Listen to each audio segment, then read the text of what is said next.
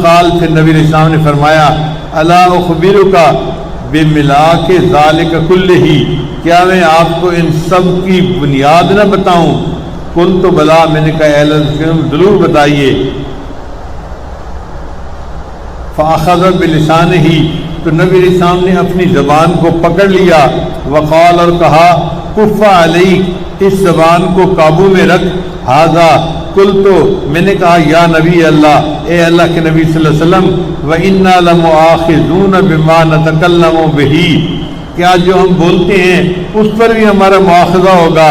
فقال، نبی علیہ السلام نے فرمایا ثقلت کا امکا، تیری ماں تجھے روئے، وَهَلْ يَكُبُّ النَّاسُ عَلَى وُجُوهِهِمْ، اور لوگ جو اوندے منہ قیامت کے دن اپنے جو ہے وہ اوندے منہ گرے ہوئے ہوں گے، او قال علی مناخرہم، یا اپنی ٹھوڑیوں کے بل گرے ہوئے ہوں گے، الا حصائد السنتہم، وہ ان کی اپنی زبان کی کھیتی تو ہوگی، یعنی زبان کے اعمال کی وجہ سے قیامت کے دن اپنے ٹھوڑیوں کے بل اور اپنے جو ہے وہ چہرے کے بل گرے ہوئے ہوں گے، زبان کے بولنے کی وجہ سے ان کو وہاں یہ عذاب ہوگا۔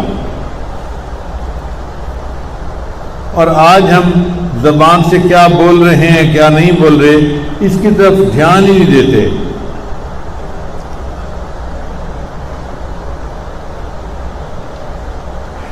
حدیث مبارکہ میں ہے کہ نبی علیہ السلام کو کہا کسی نے کہ یہاں ایک عورت ہے، دن کو روزہ رکھتی ہے اور پوری رات کی عبادت کرتی ہے، لیکن زبان سے پڑوسیوں کو ایذا پہنچاتی ہے، یعنی ایسے الفاظ بولتی ہے کہ پڑوسیوں کو تکلیف پہنچتی ہے۔ تو نبی علیہ السلام نے فرمایا لا خیر فیہا، لا خیر فیہا، لا خیر فیہا، 3 مرتبہ فرمایا اس عورت میں کوئی خیر نہیں، کوئی خیر نہیں، کوئی خیر نہیں۔ وہ دن میں روزہ رکھتی تھی، رات کو تہجد پڑھتی تھی، لیکن چونکہ دوسرے لوگوں کو زبان سے تکلیف پہنچاتی تھی، نبی علیہ السلام نے فرمایا اس میں کوئی خیر نہیں ہے۔ اب کئی عورتیں گھر کے اندر اسی طرح کا معاملہ کرتی ہیں، اپنے خامند کو ایسے الفاظ کہتی ہیں کہ اس کو جینا حرام کر دیتی ہیں، تو ان عورتوں میں کوئی خیر نہیں ہوتی۔ یا ایسی بات کہتی ہیں کہ گھر کی دوسری عورتوں کا جینا حرام ہو جاتا ہے، ساس بہو کو کہتی ہے، بہو ساس کے بارے میں بات کرتی ہے۔ یہ زبان چھوٹی سی ہے لیکن انسان کو بہت بڑے بڑے جرائم کا ارتکاب کروا دیتی ہے۔ ہمارے اکابر نے فرمایا کہ جرمہ صغیر، اس کا جسم تو چھوٹا سا ہے، وہ جرمہ کبیر، مگر اس کا جرم بہت بڑا ہوتا ہے۔ اب جو بندے شرک کرتے ہیں وہ اسی زبان سے کرتے ہیں، کفر کرتے ہیں اسی زبان سے کرتے ہیں، اس لیے زبان کو ذرا سمجھداری سے ہلانا چاہیے۔ سب سے بہتر تو یہ ہے کہ انسان چپ ہی رہے۔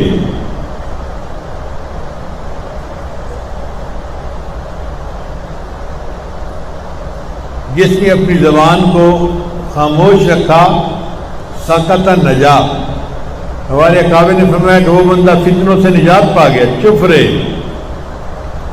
اور آج تو زبان ایسے چلتی ہے کہ ٹر ٹر کرتے رہتے ہیں اور پتہ ہی نہیں ہوتا کہ ہم کہتے ہوئے کیا کہہ گئے اور کیا نہیں کہہ گئے۔ اس لیے سیدنا صدیق رضی اللہ عنہ اپنی زبان کو پکڑ کے کھینچا کرتے تھے اور فرمایا کرتے تھے کہ تیری وجہ سے بہت سارے لوگ جہنم میں جائیں گے، مجھے ڈر ہے تجھ سے کہ تو کوئی ایسی بات نہ کر دے کہ جس کی وجہ سے قیامت کے دن مجھے پکڑ لیا جائے۔ اسی لیے میں نے اپنے بڑوں کو دیکھا ہے کہ وہ اکثر خاموش طبع تھے، بات نہیں کرتے تھے، الا کوئی ان سے بات پوچھتا تھا تو جواب دیتے تھے، خود بات نہیں کرتے تھے۔ اپنے بڑوں کی یہ صفت دیکھ کے تو شروع میں میری عادت ایسے تھی کہ میں بہت کم بولتا تھا، تو میرے بڑے بھائی جو میرے ٹیچر بھی تھے وہ میرا مذاق بھی اڑاتے تھے، اور جب کوئی بات کرتے تھے تو کہتے تھے اچھا میں نے تو بات کر دی ہے، اب تو استخارہ کر کے جواب دے دینا۔